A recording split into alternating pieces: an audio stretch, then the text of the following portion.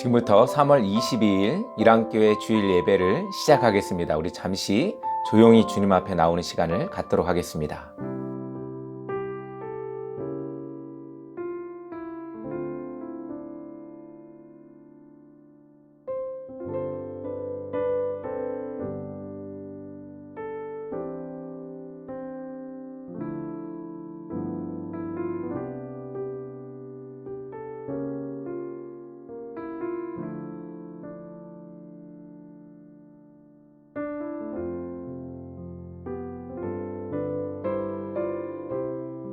우리 사도신경으로 우리의 신앙을 고백하도록 하겠습니다. 전능하사 천지를 만드신 하나님 아버지를 내가 믿사오며 그 외아들 우리 주 예수 그리스도를 믿사오니 이는 성령으로 잉태하사 동정녀 마리아에게 낳으시고 본디오 빌라도에게 고난을 받으사 십자가에 못 박혀 죽으시고 장사한 지 사흘 만에 죽은 자 가운데서 다시 살아나시며 하늘에 오르사 전능하신 하나님 편에 앉아 계시다가 저리로서 산자와 죽은 자를 심판하러 오시리라. 성령을 믿사오며 거룩한 공예와 성도가 서로 교토하는 것과 죄를 사하여 주시는 것과 몸이 다시 사는 것과 영원히 사는 것을 믿사옵나이다. 아멘. 주의 이름을 찬양합니다. 영상을 보며 마음으로, 눈으로, 입술로 뜻을 다하여 주님을 찬양하며 나아가길 바랍니다.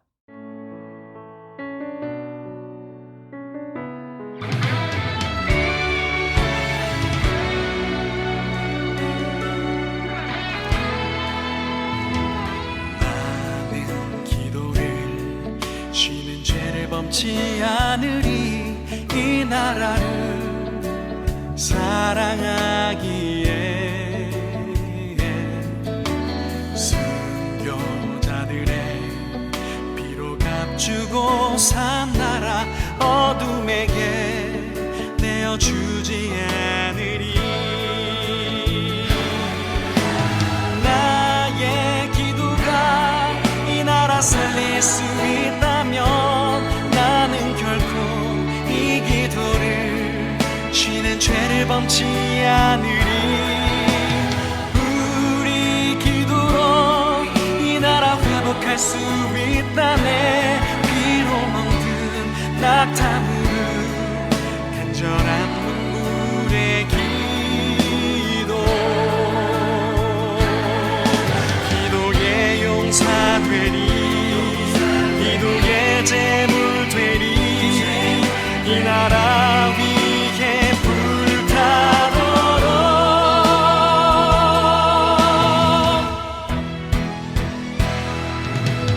나의 기도가 이 나라 살릴 수 있다면 나는 결코 이 기도를 쉬는 죄를 범치 않으리. 우리 기도로 이 나라 회복할 수 있다네. 피로 멍든 낙타무릎 간절한 눈물의 기도. 우리 기도로 이 나라 회복할 수 있다네. 피로 멍든 낙타무릎 간절한 눈물의 기도.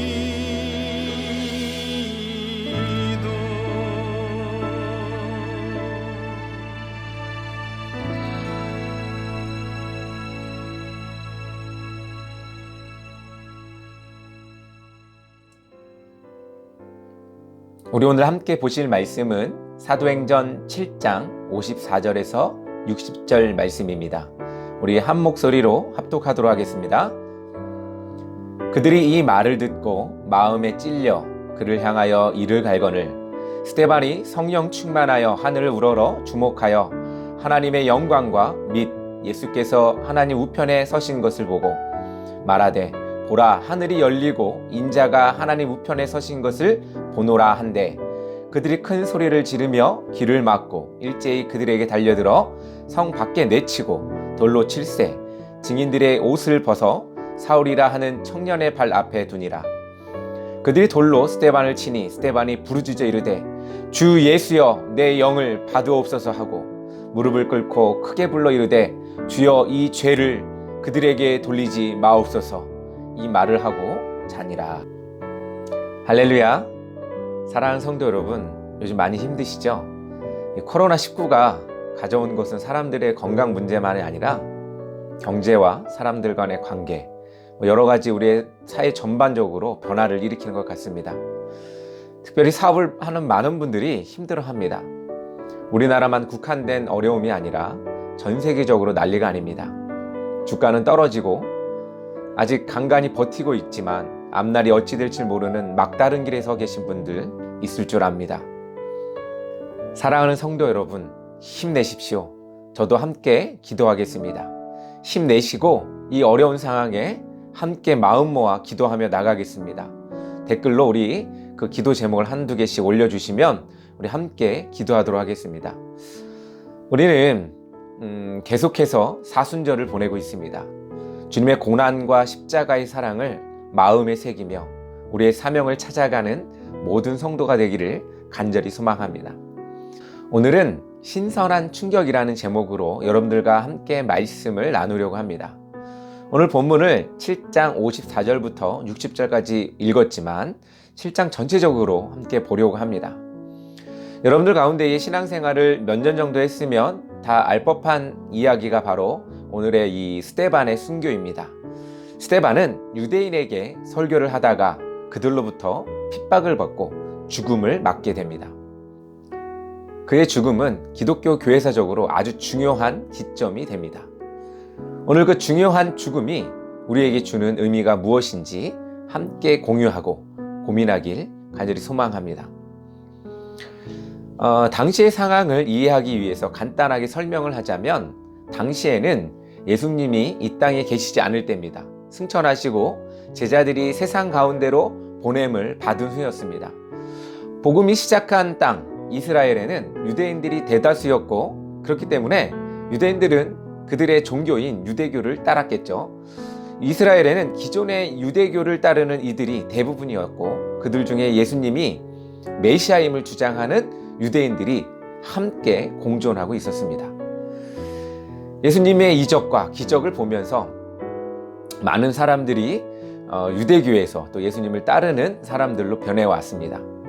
다시 살아나신 예수님을 보았던 사람들이었기 때문에 당시에는 진정 그 믿음을 막을 수가 없었고 그 확산 또한 막을 수가 없었을 것입니다. 당시 유대교의 지도자들과 예수님을 핍박했던 바리새인들, 서기관들은 모두가 입을 다물고 있을 수밖에 없었습니다. 그들은 자기들이 하나님의 아들 예수 그리스도를 못 박아 죽게 했지만 그가 다시 살아났다는 것을 소문으로 들었을 것입니다. 또한 그 부활의 사건을 직접 목격한 사람들의 증언이 이쪽 저쪽에서 나오게 되기 때문에 유대의 지도자들은 겉으로는 표현할 수 없는, 말할 수 없는 처지였습니다. 그러다 보니 예수를 따르는 유대인들이 점점 늘어났고 교회가 세워지기 시작했습니다. 유대교 안에서도 하나의 종파 혹은 바리새파나 사두개인, 에세네파 등 하나의 파벌로 인정하기 시작했습니다. 생각을 조금 더 깊이 해보면 그 관계가 어땠을까요? 정말 냉랭하지 않았을까 생각합니다. 요즘 한국교회의 교단들만 봐도 그렇습니다. 장로교는 장로교대로, 감리교는 감리교대로, 성결교는 성결교대로, 혹은 큰 대형교회들은 교단을 떠나서 자기 사람들 챙기느라 바쁘고 교회는 교회대로 서로 화합하지 못하는 경우가 이와 비슷하지 않을까 생각합니다. 교회는 점점 축소되고 있고 많은 교회들은 자기네 식구들 챙기기, 또 자기 교회 살리기 등등으로 여타 주변의 교회들, 주변의 성도들을 바라보지 못하는 경우가 종종 있습니다. 그렇습니다.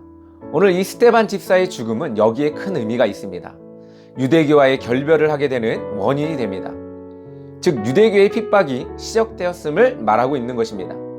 당시에 로마의 통치 아래 있었지만 로마는 기독교를 처음부터 그렇게 핍박하지 않았습니다. 그러나 같은 유대인들로부터 핍박이 시작된 것입니다. 당시에 로마는 토종 종교를 또 이용해서 이 로마의 통치를 이용했기 때문에 처음부터 핍박을 하지는 않았습니다. 그럼 왜 이런 핍박이 유대교로부터 일어났을까요? 우리가 주목해야 하는 부분이 여기에 있습니다. 스데반이 로마가 아닌 같은 민족인 유대인으로부터 핍박을 받은 이유는 바로 믿음의 행위에 대한 본질을 거론했기 때문에 그렇습니다. 다시 말해 그들이 믿고 의지하는 성전이 그 안에 하나님이 없다고 말했기 때문에 그렇습니다. 앞서 말했듯이 유대인들은 예수님이 메시아임을 알았습니다. 예수를 못 박은 그들은 자신들이 잘못한 것을 알고 있습니다. 그러나 그들은 자신들의 잘못을 인정하기는커녕 그것을 감추느라 급급했습니다. 우리는 사도행전을 통해 교회의 시작을 보게 됩니다. 사도행전의 시작은 성령의 임재로부터 교회의 시작을 알립니다. 우리 너무나도 잘 알고 있는 사도행전 1장 8절 우리 한번 같이 읽어보도록 하겠습니다. 오직 성령이 너희에게 임하시면 너희가 권능을 받고 예루살렘과 온 유대와 사마리아와 땅끝까지 이르러 내 증인이 되리라 하시니라. 사도행전에서 교회의 형태에 대해서 말하고 있습니다. 너희라는 표현입니다. 너희는 무엇입니까? 건물이 아닙니다. 바로 사람입니다. 그것은 나이고 당신이고 우리를 표현합니다. 예루살렘과 사마리아와 땅끝까지 이르러 교회의 운동력을 말하고 있습니다. 한 교회에 머물지 않고 확장성과 이동성을 말하고 있습니다. 예루살렘부터 땅끝까지 이르는 그런 여정이 있다는 것입니다. 이것이 가능했던 이유는 고정된 객체가 아니라 운동성이 있는 객체이기 때문입니다. 즉 교회는 살아 움직이는 공동체를 말합니다. 교회는 살아 있어야 합니다. 교회는 움직여야 합니다. 교회는 생명이 있어야 합니다. 생명이 없는 것은 충격을 줬을 때 움직이지가 않습니다. 그러나 생명력이 있을수록 충격을 주면 활동을 하게 됩니다. 오순절 성령님은 환희의 충격을 줬습니다. 감동의 충격을 줬습니다. 은혜의 충격을 주었습니다. 그리고 스데반을 통해 고난의 충격을 받았습니다. 이로써 교회는 고여있지 않고 흘렀고 움직였습니다. 이것이 신구약 전체가 말하는 교회의 모습입니다. 오늘 말씀을 통해 여러분들의 이 충격을 받으셨다면 고여있는 죽은 객체가 아니라 생명력 있는 믿음의 객체임을 보여주는 삶을 각오하시기를 바랍니다. 신약뿐만 아니라 구약의 인물을 통해 교회의 생동감을 우리 함께 보도록 하겠습니다. 첫 번째로 아브라함과 함께한 성전입니다. 오늘 말씀 7장 2절 우리 같이 읽어보도록 하겠습니다. 스데반이 이르되 여러분 부형들이여 들으소서. 우리 조상 아브라함이 하란에 있기 전에 메소포타미아에 있을 때에 영광의 하나님이 그에게 보여. 뭐라고 말합니까? 아브라함이 하란에 있기 전에 메소포타미아에 있을 적에 하나님의 영광이 임했다고 합니다. 이 말을 풀어서 생각해 보면 아브라함은 메소포타미아, 즉 갈대아 우르라는 곳에서 하나님을 만났고 하란에서도 하나님을 만났다고 말합니다. 우리에게 중요한 단서는 아브라함은 계속해서 옮겨 다녔다는 것을 알 수가 있습니다. 여러 나라와 거리를 지나서 아브라함은 하나님께서 인도하시는 대로 이끌려 갔습니다. 아브라함은 갈 바를 알지 못하고 하나님을 따라갔습니다. 즉 갈대아 우르를 떠날 때 하나님은 갈 곳을 알려주지 않았고 순종을 요구했습니다. 아브라함에게 있어 하나님을 만난 사건은 그의 인생에서 가장 큰 충격이었습니다. 거룩한 충격이라고 말할 수가 있겠습니다. 이 충격은 계속해서 아브라함의 삶을 이끌어 갑니다. 그렇습니다. 하나님께서 메소포타미아, 하란, 가나안, 애굽 등 어디를 가든 아브라함과 함께 했습니다. 어떤 장소에 국한되어서 계신 것이 아닙니다. 하나님께 순종하고 예배하는 곳에 하나님은 함께 하셨습니다. 지역과 땅 혹은 성전에 국한된 임재가 아니라 어디든 계실 수 있습니다. 비록 아브라함과 그의 자손이 거주하는 땅은 변동적이었지만 아브라함과 그 자손들을 인도하시는 분은 하나님이라는 것입니다. 사람은 옮겨 다니며 상황에 맞게 혹은 시간의 지남에 따라 나이에 맞게 환경에 맞게 변할 수 있지만 하나님은 불변하십니다. 그러므로 사람이 만들고 봉헌한 성소에서만 국한되어서 하나님을 제한시키면 이것은 아주 큰 잘못된 생각입니다. 오늘 우리가 이렇게 예배 드리는 이유도 하나님이 성전 안에만 국한되어 있는 것이 아니라 우리의 삶 속에, 우리의 터전에, 우리의 집에, 우리의 모든 상황 속에 함께 계신다는 것을 생각해 보아야 합니다. 우리는 때로 교회의 건물 속에 속할 때 거룩한 것처럼 생각합니다. 교회가 거룩한 것이 아니라 교회를 이루는 사람들이 거룩함을 쫓아야 합니다. 그럴 때 하나님은 우리와 함께 하십니다. 이 거룩함을 쫓는 삶이 바로 경건한 생활입니다. 이 경건한 생활은 규칙적이어야 합니다. 이러한 규칙은 우리의 신앙에 아주 큰 도움이 됩니다. 이 메도디스트라는 말이 있습니다. 이것을 감리교인이라고 우리는 말합니다.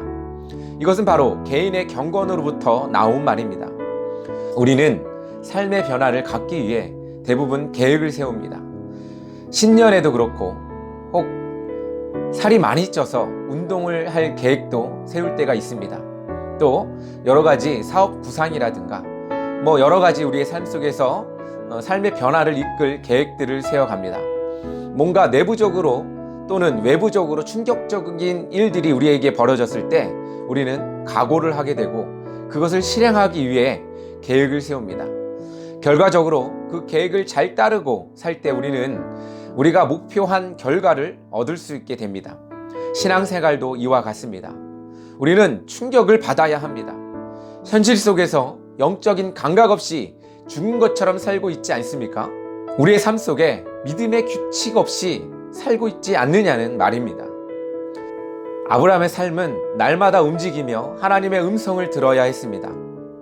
그러나 하나님은 매일 그에게 말씀하지 않으셨습니다. 몇 년 동안 하나님의 음성을 못 들은 적도 있습니다. 하란이라는 곳에서 안주하며 살기를 각오했을지도 모르겠습니다. 또한 그가 잘못된 길로 갔을 때 하나님은 그를 다시금 인도해 주셨습니다. 때를 따라 하나님은 그에게 이동하라는 충격을 주시며 그를 이끌어 갔습니다. 주일날만 살아계시는 하나님이 아니라 우리의 삶 속에서 살아계신 하나님을 만나시기를 바랍니다. 매일매일 구할 때 하나님은 언제든 우리를 만날 준비를 하고 계시다는 사실을 우리는 알아야 합니다.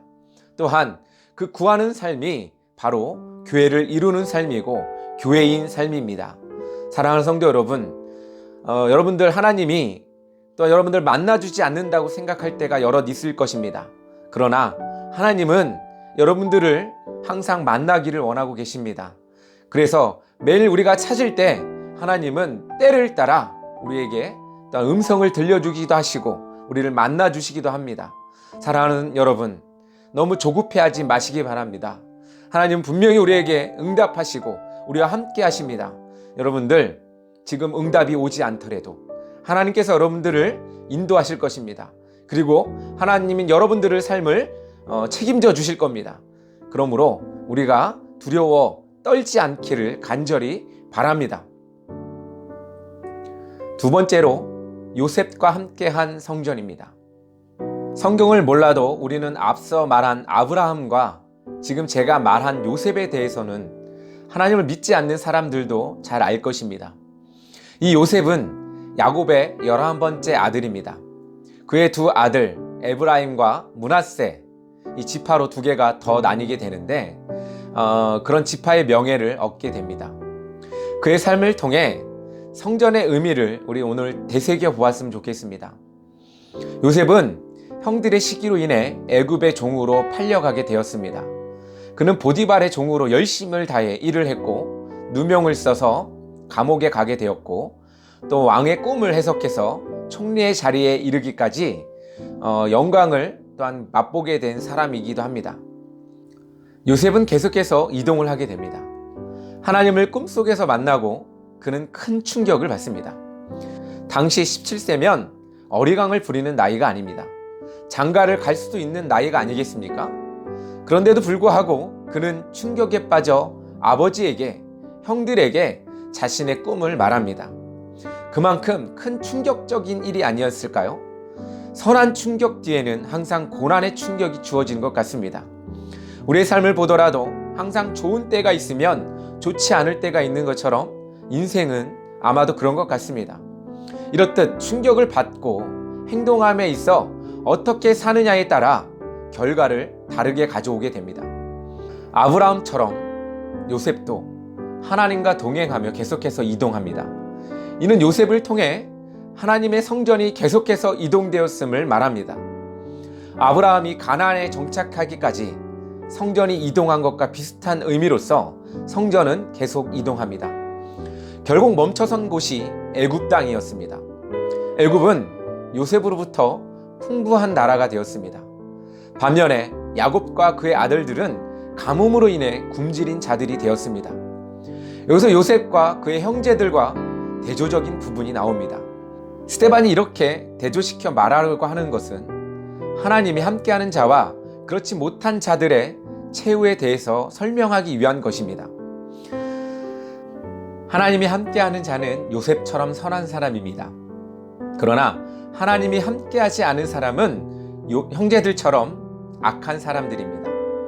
분명 하나님은 야곱의 아들들을 족속들의 대표로 세운다고 했지만 그들에게는 진정한 성전이 있지 않았습니다.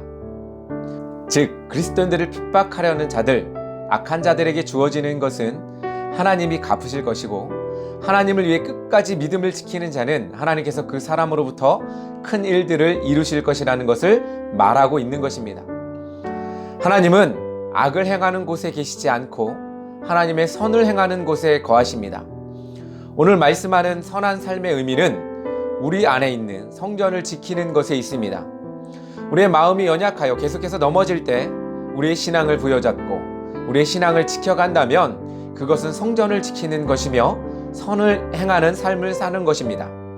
사랑하는 성도 여러분, 어려운 이 시기에 참으로 참기 힘든 고난의 충격이 있을 때도 있습니다. 우리에게 주어지는 충격이 혹 고난의 충격일지라도 우리의 삶은 특별한 의미가 있습니다. 고린도전서 3장 16절, 너희는 너희가 하나님의 성전인 것과 하나님의 성령이 너희 안에 계시는 것을 알지 못하느냐. 우리는 이처럼 성령을 모신 특별한 사람들입니다. 그러므로 이 어려운 때에 우리가 지켜야 할 신앙은 요셉이 고난의 충격 속에서 잘 인내하고 하나님의 음성을 들으려고 할 때 요셉을 이끌었던 또 인도했던 하나님의 섭리가 오늘 여러분들에게도 함께하기를 빕니다. 세 번째로 다윗의 성막과 솔로몬의 성전입니다. 스데반 설교의 마지막은 다윗 때의 성막과 솔로몬 때의 성전에 대한 비판으로 절정을 이루고 있습니다. 앞서 서론에서 말했듯이 스데반이 죽은 이유는 성전에 하나님이 없다고 했기 때문입니다. 결국 이 설교를 끝으로 스데반은 돌에 맞아 죽습니다. 예수님이 유대 지도자들에게 결정적으로 핍박을 받게 된 것이 있습니다. 그것은 성전을 헐라 사흘 만에 다시 세우리라 라고 하신 말씀 때문에 유대 지도자들은 붕괴하게 된 것입니다. 유대인들은 말합니다. 건들지 말아야 할 것을 건드렸어. 오늘 스데반은 이 부분을 예수님의 표현과는 좀 다른 방법으로 설명합니다. 모세가 애굽에서 이스라엘 민족을 데리고 광야로 갔을 때에 하나님은 사람들 손을 통해 장막을 짓고 그곳에 거하겠다고 했습니다. 그러나 이스라엘 사람들은 툭하면 그 성막의 금송아지로 우상을 만들고 또한 그것을 세우고 하나님을 경외하지 않았습니다. 결국 그들은 가나안에 들어가지도 못했고 광야에서 죽게 되었습니다. 이 성막 문화가 다윗 때까지 이어지게 된 것입니다. 다윗은 성전을 지을 수가 없었습니다. 그러나 그의 아들 솔로몬을 통해 성전을 짓게 되었습니다. 성막에서 성전으로 하나님이 계신 곳이 변화되어 가는 것을 볼 수가 있습니다. 무엇을 말합니까? 하나님은 불변하시지만 하나님이 거하는 곳은 계속 움직인다는 것을 말합니다. 성전 안에만 계실 것이라는 생각은 사람들이 만들어낸 가치관입니다. 물론 하나님과 사람이 만날 수 있는 곳은 성전입니다. 왜냐하면 거룩하지 않은 존재가 하나님을 만날 수 없기 때문에 하나님은 사람을 위해 성전을 주신 것입니다. 하나님을 위한 성전이 아니라 사람을 위한 성전이었던 것입니다. 그러므로 사람들의 생각에는 하나님은 성전 안에만 계시다고 판단할 수밖에 없습니다. 사람들은 거룩하지 못했기 때문에 거룩하지 못한 이들은 성전에 들어갈 수 없기 때문에 하나님은 성전 안에만 계시다고 생각한 것입니다. 그러나 이것은 사람들의 착각이 만들어낸 오해였습니다. 예수님이 이 땅에 오신 이유는 성전을 넘어서는 것입니다.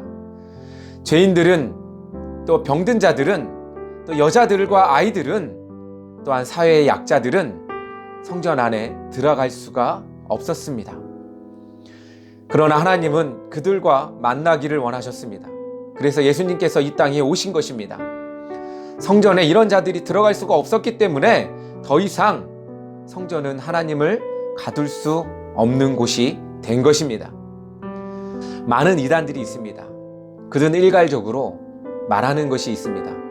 자신들만 하나님의 사람이고 자신들이 있는 이 성전에만 하나님이 계시다고 하는 것입니다. 즉 자신들이 신봉하는 교주만이 그 길이라고 말합니다. 실상 그 안에는 하나님이 계시지 않는데, 그런데 말입니다. 유대인들에게도 문제점이 바로 여기에 있음을 스데반은 지적하고 있는 것입니다. 성전에 하나님을 가둔다는 것은 바로 율법에 가두는 것이고 그것으로 정죄하고 있는 것입니다. 유대인들의 완악함과 무지함의 배경은 과거 역사에 매여 있고 미래를 보지 못하는 것입니다. 그러므로 그들은 그 잘못된 조상들의 죄를 끝까지 따라가고자 오늘 스데반을 돌로 쳐 죽인 것입니다. 그들은 길을 막고 들이려고 하지 않았습니다. 뿐만 아니라 갖은 모욕과 욕설로 스데반에게 대하였으며 돌로 쳐 죽이기까지 했습니다.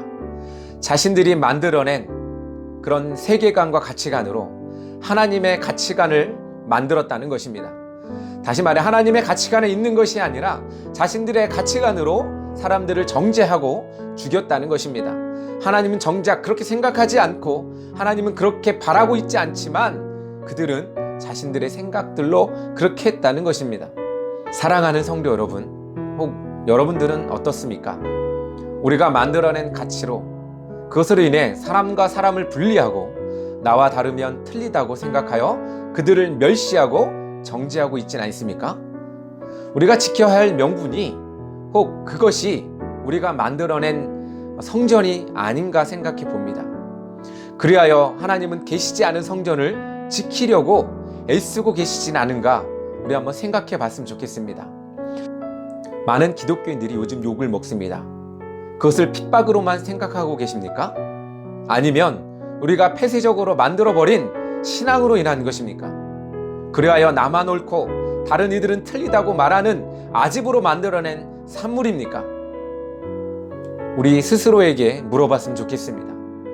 하나님을 입에 올리면서 하나님의 사랑을 말하면서 울리는 꽹과리와 같이 빈 깡통같이 우리는 그렇게 살고 있지 않은지 고민해 봐야 합니다. 말씀을 맺겠습니다. 사랑하는 성도 여러분, 교회에만 하나님이 계신 것이 아닙니다. 물론 교회 안에 하나님이 계십니다. 하나님은 어디든 계시지만 특히 하나님의 선을 행하는 곳에 하나님은 함께 하십니다. 우리는 하나하나의 거룩한 교회입니다. 우리 안에 하나님이 계십니다. 또한 우리는 바로 거룩한 성전입니다. 오늘 스데반은 진리를 말했습니다. 그러나 사람들은 들으려고 하지 않았습니다. 과거에만 매여 잘못된 것을 계속해서 답습하고 있습니다. 이제 우리는 우리 가운데 거룩한 성전을 전파해야 합니다. 스데반이 죽음을 통해 말하려고 했던 것, 그의 목숨을 내어 던지며 했던 말, 이것이 혹 우리에게 신선한 충격이 될지 모르겠습니다. 그러나 오늘 본문은 생동감이 넘치는 삶을 살라고 말하고 있습니다. 오늘 말씀에 충격이 있었다면 생동감 있게 우리의 신앙을 이끄시기 바랍니다. 계획적인 신앙생활을 통해 고난 중에도 우리의 신앙을 부여잡고 하나님의 사랑을 품으며 살아가는 주님의 아름다운 사람들이 되기를 축원합니다. 우리 다 함께 기도하겠습니다. 사랑의 하나님, 우리 안에 거하시는 하나님을 배웁니다. 우리가 성전으로 살아갈 때 우리 안에 신선한 믿음으로 또한 그 믿음을 가지고 성실함으로 채워갈 수 있도록 도와주시옵소서. 또한 하나님의 눈물이 있는 곳에 우리도 있게 하여 주시옵소서. 코로나19로 인하여 많은 이들이 어려움에 있습니다. 또한 경제적으로 힘든 상황에 있습니다. 이 나라를 생각하여 주시고 기억하여 주시고 이 가운데 하나님 함께 임하여 주셔서 우리가 힘을 낼 수 있도록 용기 주시고 또한 복을 내려주시기를 원합니다. 아버지 하나님, 우리와 동행하여 주시옵소서. 이 나라 주님이 인도하여 주시옵소서. 많은 고통 가운데 있는 이들을 위로하여 주시고 붙들어 주심으로 힘을 얻어 나갈 수 있도록 주님 함께하여 주시옵소서. 예수님의 이름으로 기도합니다. 아멘.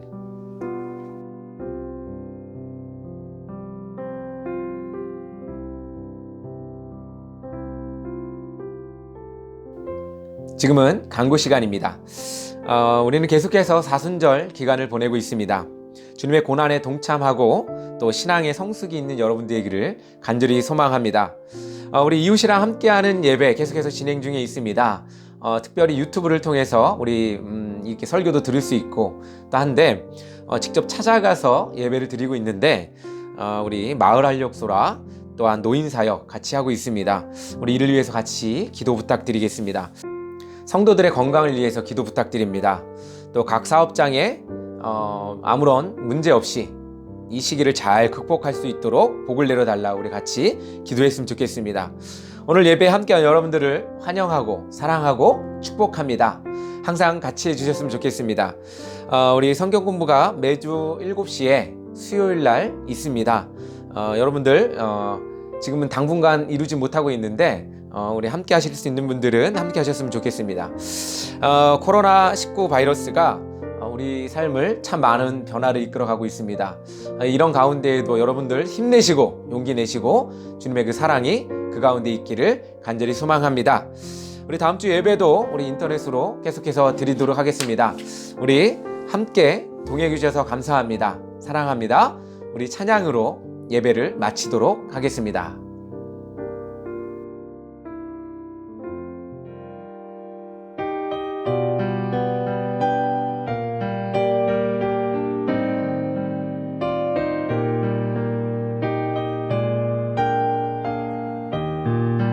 예수님의 은혜와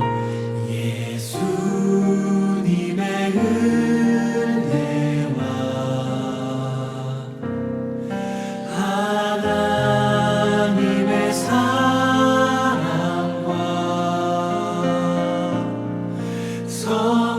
성령님의 사귐이 우리와 함께하기를. 한 번 더 축복하며 예수님의 은혜와 하나님의 사랑과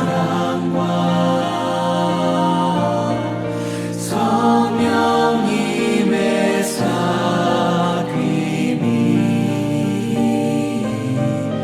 우리와 함께하기. 마지막으로 목소리 높여 예수님의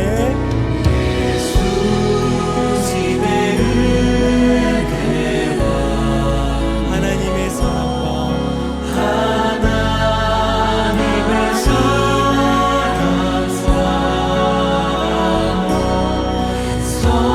성령님의 사귐이 우리와 함께하기를. 마음 담아 정직한 마음으로 기도합니다.